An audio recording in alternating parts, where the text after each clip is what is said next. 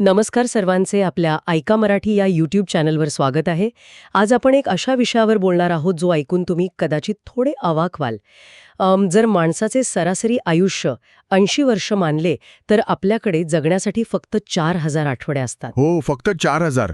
आणि कसं आहे, आपण आकडा ऐकतो तेव्हा वाटतं की अरे, ही तर खूपच कमी आहेत. अगदी बरोबर. होय, फक्त 4000 आठवडे.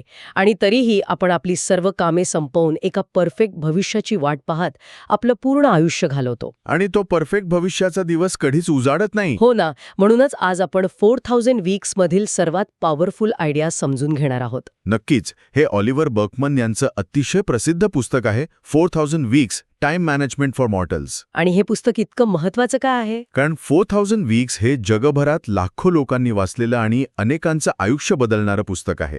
म्हणजे प्रोडक्टिव्हिटीबद्दलचे आपले जे काही जुने गैरसमज आहेत ते हे पुस्तक पूर्णपणे दूर करतं. बरं. वेळेवर नियंत्रण मिळवण्याचा आपला जो अट्टाहास असतो तो सोडून खऱ्या अर्थाने अर्थपूर्ण जीवन कसं जगावं हे यात सांगितलंय.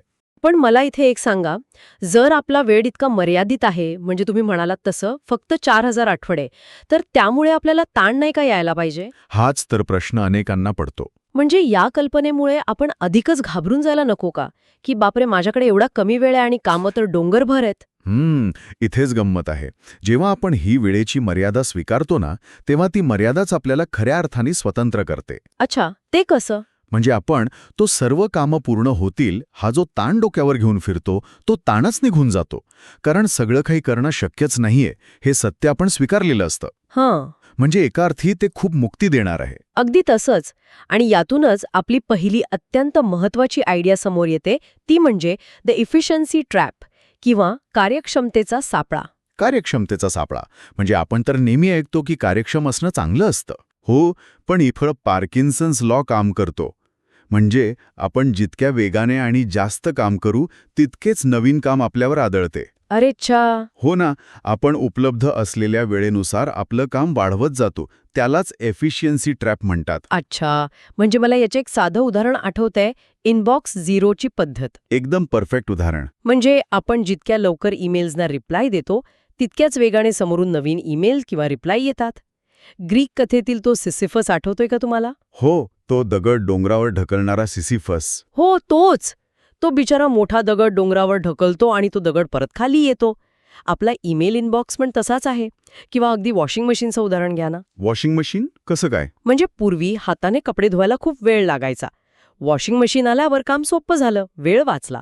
पण त्यामुळे झालं काय, तर दररोज स्वच्छ कपडे घालण्याची सामाजिक अपेक्षा वाढली. हो ना, म्हणजे काम संपलं नाही, उलट वाढलंच. अगदी. म्हणजे मला तर हे एका ट्रॅडमिलवर पळण्यासारखं वाटतं, जिथे आपण पळण्याचा वेग वाढवला की ट्रॅडमिलचा पट्टा अजून वेगाने फिरू लागतो. क्या बात है. अगदी अचूक उपमा दिलीत तुम्ही. म्हणूनच यातून एक प्रॅक्टिकल टेकअवे आपण घेतला पाहिजे की सर्व कामे पूर्ण होतील हा भ्रम आता सोडून द्या. म्हणजे क्लिअरिंग द डेस्क किंवा सगळी किरकोळ कामे आधी संपवण्याची घाई करणे आपण थांबवलं पाहिजे का? नक्कीच. काही कामे कायम अपूर्ण राहतील ही जाणीव अगदी मनापासून स्वीकारली पाहिजे. आणि जी कामे खरोखर महत्वाची आहेत त्याकडेच लक्ष केंद्रित केलं पाहिजे. हे ऐकायला सोपं वाटतं, पण पाळायला जरा अवघड आहे. बरं, जर सर्व कामे पूर्ण करणं शक्यच नाही, तर मग आपण नक्की काय निवडायचं आणि काय सोडायचं? आणि म्हणूनच आपली दुसरी आयडिया इथे महत्वाची ठरते, ती म्हणजे बिकमिंग अ बेटर प्रोक्रास्टिनेटर. चांगल्या प्रकारे कामे पुढे ढकलणे हे तर अगदीच नवीन आहे. आपण तर लहानपणापासून कामं पुढे ढकलणं वाईट असंच ऐकलंय. हो, पण आयुष्यातील सर्वच गोष्टी करणं अशक्य असल्याने कोणत्या गोष्टींकडे दुर्लक्ष करायचं हे जाणीवपूर्वक ठरवणं म्हणजेच उत्तम टाइम मॅनेजमेंट आहे. म्हणजे आपण ती बरणीत आधी मोठे खडे टाकण्याची कथा ऐकलीये तसं का? ती कथाच मुळात चुकीची आहे असं हे पुस्तक सांगतं. काय सांगताय? हो, कारण वास्तवात आपल्याकडे त्या भरणीत मावणार नाहीत इतके अनेक मोठे खडे किंवा मोठी कामं असतात. त्यामुळे सगळेच मोठे खडे आज जाणार नाहीत. अच्छा, म्हणजे आपल्याला काही मोठे खडे बाहेरच ठेवावे लागतील. मला यावरून वॉरेन बफे यांची एक खूप छान कथा आठवतीये. हो, ती 25 आणि 5 ध्येयांची कथा ना? अगदी तीच. वॉरेन बफे म्हणतात की आयुष्यातील टॉप 25 ध्येयांची यादी करा, त्यातील टॉप 5 ध्येयांवर काम करा, पण उरलेल्या 20 गोष्टींना अजिबात हात लावू नका. आणि इथे सर्वात रंजक गोष्ट ही आहे की आपण नेहमीच्या वाईट गोष्टींमुळे डिस्ट्रॅक्ट होत नाही. मग कशामुळे होतो? आपण मध्यम दर्जाच्या चांगल्या गोष्टींमुळे आपली मुख्य ध्येय विसरतो. हं. म्हणजे ती जी उरलेली 20 ध्येय आहेत ना, हं. ती वाईट नाहीयेत, ती चांगलीच आहेत. हो ना, ती पण आपलीच ध्येय आहेत. पण ती चांगली असल्यामुळेच आपल्याला वाटतं की थोडा वेळ यावरही काम करूया. हं. आणि तिथेच आपण आपल्या मुख्य 5 ध्येयांपासून दूर जातो. हं. ती उरलेली 20 ध्येय सर्वात मोठी डिस्ट्रॅक्शन्स असतात. अरे वा, हे खूपच पॉवरफुल आहे. म्हणजे चांगल्या गोष्टींपासून सावध राहिलं पाहिजे. मग यासाठी काही प्रॅक्टिकल टिप आहे का? हो, यासाठी स्वतःला आधी वेळ द्या. म्हणजे पे युअरसेल्फ फर्स्ट. म्हणजे दिवसाची सुरुवात करताना. हो, रोजच्या दिवसातला पहिला 1 तास सर्वात महत्त्वाच्या कामासाठी काढा. आणि दुसरी गोष्ट म्हणजे एका वेळी जास्तीत जास्त 3 प्रकल्पांवरच काम करा. Limit work in progress. अच्छा, म्हणजे 3 पेक्षा जास्त कामं हातात घ्यायचीच नाहीत. अगदी बरोबर. बरं, आपण काय महत्वाचे आहे ते निवडायला शिकलो, तरीही जो वेळ आपल्याकडे उरतो किंवा वाचतो तो आपण खरोखर जगतो का? हा खूप खोल प्रश्न आहे. की तो वेळ आपण केवळ भविष्यासाठी साठवून ठेवतो?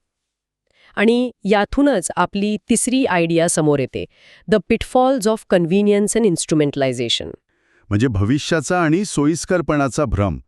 कसं आहे, आपण वेळेचा उपयोग नेहमी भविष्यातील एका स्वप्नवत क्षणासाठी करत असतो.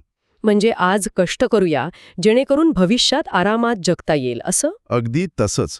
आणि तसंच जीवनातील सोयीस्करपणा किंवा कन्व्हिनियन्स आपलं आयुष्य बाहेरून गुळगुळीत करतो, पण त्यातील संघर्ष आणि खरा अर्थ हिरावून घेतो. याचा एक भारी उदाहरण पुस्तकात दिलंय, ब्रिटिश म्युझियममधील रोझेटा स्टोन पाहणाऱ्या लोकांचं. हो, ते लोक स्टोन पाहण्याऐवजी काय करतात? ते लोक प्रत्यक्ष तो ऐतिहासिक स्टोन डोळ्यांनी पाहण्याऐवजी भविष्यात इतरांना दाखवण्यासाठी फक्त त्याचे फोनवर रेकॉर्डिंग करण्यात व्यस्त असतात. हो ना, म्हणजे ते तो क्षण जगतच नाहीत, फक्त भविष्यासाठी साठवत असतात. पण मला एक सांगा, आपण नेहमी ऐकतो की तंत्रज्ञान आणि कन्व्हिनियन्समुळे आपला वेळ वाचतो. मग ते वाईट कसं असू शकतं? अरे, यामुळे आपण माणसांना जोडणारा जो फ्रिक्शन असतो तो गमावतो. आणि वाचलेला वेळ निवांत घालवण्याऐवजी तो फक्त आणखी नवीन अपेक्षांनी आणि कामांनी भरला जातो. अच्छा, म्हणजे आपण एक काम सोपं झालं की दुसरं काम हातात घेतो. हो, पुस्तकात सिल्विया किस्मार्ट यांचे एक खूप सुंदर उदाहरण आहे. त्यांनी शहरातली सोपी नोकरी सोडून शेतावर राहण्याचा निर्णय घेतला. बापरे, म्हणजे एकदम विरुद्ध दिशा. हो, त्यांनी स्वतः लाकडे फोडून चूल पेटवण्याचा गैरसोयीचा पण अतिशय समाधानकारक मार्ग निवडला. कारण त्या लाकडं फोडण्याच्या संघर्षात एक शांतता असते. म्हणजे थोडा संघर्ष आणि थोडी गैरसोय सुद्धा आयुष्यात अर्थ निर्माण करते. मग यासाठी आपण नक्की काय केलं पाहिजे? यावर प्रॅक्टिकल टेकअवे असा आहे की प्रॅक्टिस डुईंग नथिंग. सुट्टीच्या वेळेत काहीही प्रोडक्टिव्ह न करता केवळ शांत बसणे किंवा छंदाचा आनंद घेणे हे वेळेचं नुकसान नाहीये. म्हणजे काही कामं फक्त आनंदासाठी करायची. हो, ज्या कामांचा कोणताही भविष्यातील हेतू नाही अशी कामे फक्त आनंदासाठी करा. त्याला ॲटॅलिक ॲक्टिव्हिटीज म्हणतात. हे खूपच छान होतं.